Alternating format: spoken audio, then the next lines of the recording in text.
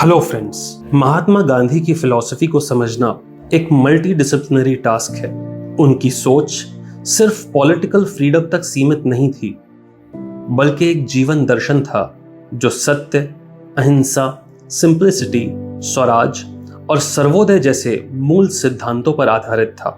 गांधी जी को हम एक ऐसे फिलॉसफर के रूप में देख सकते हैं जो वेस्ट और ईस्ट दोनों के ट्रेडिशंस को इंटीग्रेट करके एक नया मॉरल पॉलिटिकल फ्रेमवर्क तैयार करते हैं। इससे पहले कि हम गांधी जी की फिलॉसफी के बारे में आगे बात करें, मेरी आप लोगों से रिक्वेस्ट है कि किसी शांत जगह पे आराम से बैठ जाएं, आप अच्छे से लेक्चर सुन सकें, फिलॉसफी को समझ सकें। इसके लिए बेहतर है कि ईयरफोन्स का यूज करें और आंख बंद करके बहुत ध्यान से फिलॉसफी को समझें। इस सीरीज में हम शुरुआत कर रहे हैं गांधीयन फिलॉसफी से और इनके बाद हम बाकी इंडियन फिलोसोफर्स जैसे राजा राम मोहन रॉय, विवेकानंद और भी अलग अलग इंडियन और इंटरनेशनल फिलोसोफर्स, उनके बारे में जानेंगे, उनकी फिलॉसफी को डिस्कस करेंगे, जो कि हमारी लाइफ के लिए बहुत ज़रूरी है और अगर आप कोई कॉम्पिटिटिव एग्ज़ाम दे रहे हैं तो उसके लिए भी काफ़ी ज़रूरी है। चलिए, इस लेक्चर में हम गांधीयन फिलॉसफी के कोर प्रिंसिपल्स, फिलोसॉफिकल इन्फ्लुएंसेस और आज के युग में उनकी रेलेवेंस पर डिटेल से बात करते हैं। सत्य, Gandhi's ethical and metaphysical core. Gandhi ji के लिए सत्य सबसे ऊपर था। उनका एक बहुत फेमस स्टेटमेंट है, ट्रुथ इज गॉड। ये एक रेडिकल फॉर्मुलेशन थी जो उस जमाने में आम मानसिकता के विपरीत थी, उसके एकदम ऑपोजिट थी। लोग कहते थे गॉड इज ट्रुथ, लेकिन गांधी ने कहा ट्रुथ इज गॉड, सत्य ही ईश्वर है। उनके बचपन का एक प्रमाण है। ऐसा कहते हैं कि बच्चों के पांव पालने में ही नजर आ जाते हैं। उसी तरीके से गांधी जी जब छोटे थे, स्कूल में थे, तो उनके स्कूल में एक सुपरवाइजर विजिट करने के लिए आया और एक एग्जाम चल रहा था। उनके टीचर ने सिग्नल दिया कि जो स्पेलिंग उन्होंने कॉपी में लिखी है वो गलत है और इशारे से कहा कि अपने साथ में बैठे हुए दूसरे स्टूडेंट से वो उसे कॉपी कर लें। गांधी जी ने गलती एक्सेप्ट की, पर झूठ का सहारा नहीं लिया। ये उनका सच के प्रति अनकॉम्प्रोमाइजिंग कमिटमेंट था। फिलोसॉफिकली गांधी के लिए ट्रुथ एक एपिस्टेमोलॉजिकल प्रिंसिपल भी था और एक एथिकल ऑब्लिगेशन भी। इस सोच पर हेनरी डेविड थोरो का प्रभाव था, जिन्होंने सिविल डिसोबीडियंस में लिखा कि व्यक्ति को अपने कॉन्शियंस के हिसाब से सच का पालन करना चाहिए, चाहे राज्य उसके विरोध में हो। गांधी ने इसी आइडिया को इंडियन ईथॉस के साथ मिलाकर अपने सत्याग्रह का फाउंडेशन बनाया। गांधी जी के थॉट का दूसरा सेंट्रल पिलर है अहिंसा, लेकिन यह सिर्फ फिजिकल नॉन वायलेंस नहीं है, बल्कि मेंटल और इमोशनल अहिंसा भी है। वो कहते थे hate the sin not the sinner. अहिंसा उनके लिए एक एक्टिव मॉरल फोर्स थी जो व्यक्ति को मजबूत बनाती है। गांधी ने इसको पॉलिटिकल वेपन के रूप में यूज किया। इसका प्रत्यक्ष उदाहरण था द सॉल्ट मार्च ऑफ 1930, जिसको आप डांडी यात्रा के नाम से भी जानते हैं। समुद्र से नमक उठाकर उन्होंने ब्रिटिश लॉ तोड़ दिया बिना किसी हिंसा के। यह सिंबॉलिक एक्ट था, लेकिन उसने पूरे देश को जोड़ दिया और झंझोड़ दिया। यहां पर लियो टॉल्स्टॉय का प्रभाव स्पष्ट है। टॉल्स्टॉय की किताब the kingdom of God is with in you ने गांधी को डीपली इंस्पायर किया। टॉल्स्टॉय ने ईविल के खिलाफ नॉन रेजिस्टेंस का आइडिया दिया था। गांधी जी ने उसे एब्जॉर्ब करके एक प्रैक्टिकल इंडियनाइज्ड पॉलिटिकल एथिक बनाया। सत्याग्रह गांधी जी का सबसे बड़ा योगदान था। इसका अर्थ है इंसिस्टेंस ऑन ट्रुथ या सोल फोर्स। इसके दो मुख्य तत्व थे।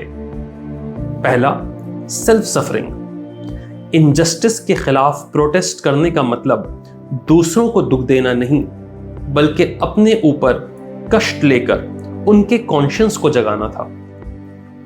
गांधी जी ये मानते थे कि हर एक व्यक्ति के अंदर एक अच्छाई और एक बुराई साथ में वास करती है, और अगर सामने वाला आपके कष्ट को, आपके पेन को, पीड़ा को देखे और समझेगा तो उसके अंदर का जो अच्छा व्यक्ति है वो जागरूक होगा और वो आपकी बात को समझेगा। सत्याग्रह कुछ लेवल्स पे आधारित है। पहला लेवल सत्य की खोज। आपको जानना है कि ट्रुथ क्या है, सत्य क्या है खुद से। जब आपको यह पता चल जाए कि यही सत्य है, तो फिर पूरी निष्ठा के साथ उसका पालन करना है, चाहे हर एक व्यक्ति आपके विरोध में हो, आपके अगेंस्ट हो। इसे कहते थे insistent on truth. Gandhi ji ने कहा कि सत्य का पालन भगवान को साक्षी मान के करना चाहिए, कि आपकी नीयत, आपके मीन्स भगवान के सामने, ईश्वर के सामने क्लियर होने चाहिए, तभी सत्याग्रह हो सकता है। सत्याग्रह की दूसरी पिलर थी मॉरल अपील। बिना हिंसा के, सत्य के बल पे समाज और राज्य को बदलना। यह कॉन्सेप्ट गांधी जी ने थोरियू के सिविल डिसोबीडियंस और टॉल्स्टॉय के नॉन रेजिस्टेंस के आइडियाज से प्रेरित होकर बनाया, लेकिन उससे एक ऑर्गेनाइज्ड मास मूवमेंट में बदल दिया। Non cooperation movement, civil disobedience movement और क्विट इंडिया मूवमेंट इसी का मैनिफेस्टेशन थे। सत्याग्रह ने दुनिया को दिखाया कि पॉलिटिक्स को वायलेंस के बिना भी चलाया जा सकता है, और ये गांधी जी का एक ओरिजिनल फिलोसॉफिकल कंट्रीब्यूशन है। Sarvodaya, welfare of all and economic ethics. Gandhi ji के लिए प्रोग्रेस का अर्थ सिर्फ कुछ लोगों की प्रॉस्पेरिटी नहीं, बल्कि सबका विकास था। उन्होंने सर्वोदय का कॉन्सेप्ट दिया, द वेलफेयर ऑफ ऑल। ये आइडिया जॉन रस्किन की किताब अनटू द लास्ट से प्रेरित था। रस्किन ने कहा था कि सोसाइटी तभी जस्ट हो सकती है जब सबसे गरीब इंसान की भलाई उसके सेंटर में हो। गांधी जी ने इस विचार को एडॉप्ट करके एक इंडियन फ्रेमवर्क में बदला। इस फिलॉसफी के तहत गांधी ने स्वदेशी और खादी को प्रमोट किया।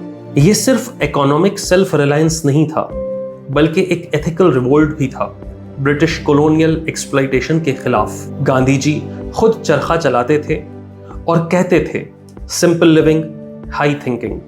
यहां गांधी जी ने एक अल्टरनेटिव इकोनॉमिक मॉडल प्रपोज किया जो इंडस्ट्रियल कैपिटलिज्म और कंज्यूमरिज्म के विरोध में था। उनका एक मशहूर वाक्य है, the world has enough for everyone's need but not for everyone's greed. Simplicity and spirituality.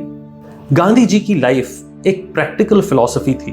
उनका लाइफस्टाइल खादी पहनना, आश्रम में रहना, वेजिटेरियनिज्म, मिनिमलिज्म, सब उनके एथिकल और स्पिरिचुअल कन्विक्शंस को दर्शाता था।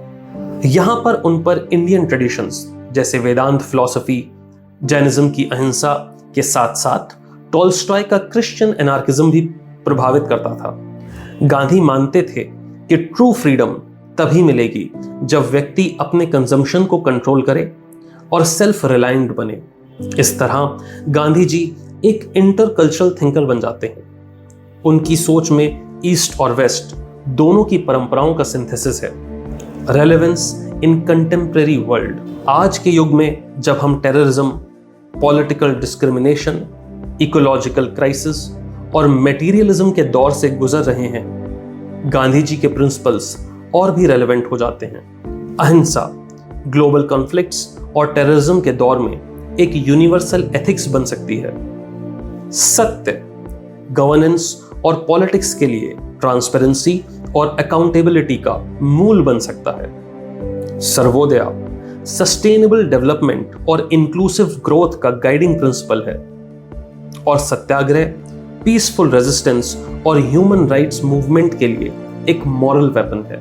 इसलिए गांधी जी को सिर्फ एक नेशनल लीडर नहीं, बल्कि एक वर्ल्ड फिलोसोफर के रूप में समझना चाहिए। गांधीयन फिलॉसफी एक सिंथेसिस है।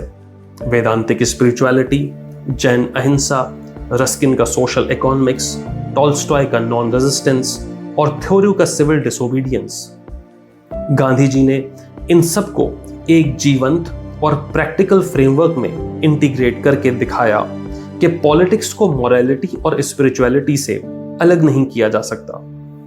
उनके शब्दों में, be the change you wish to see in the world, ये उनकी फिलॉसफी का सार है कि ट्रांसफॉर्मेशन हमेशा व्यक्ति से शुरू होता है और समाज तक पहुंचता है, और इसी में गांधी जी की विचारधारा की एटर्नल रेलेवेंस छुपी है।